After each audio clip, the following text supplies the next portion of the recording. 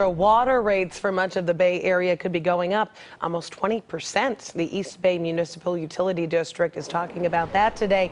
And KPIX 5's Jessica Flores live in Oakland with details. Jessica.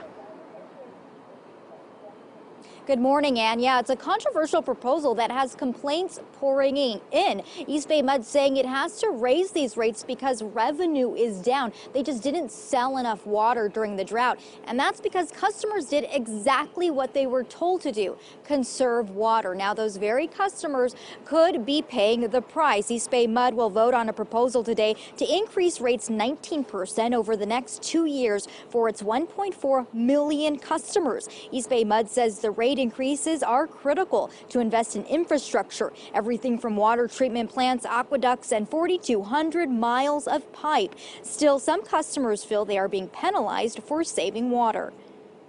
Kind of a catch-22. It's like we either have our water go up or we use too much water.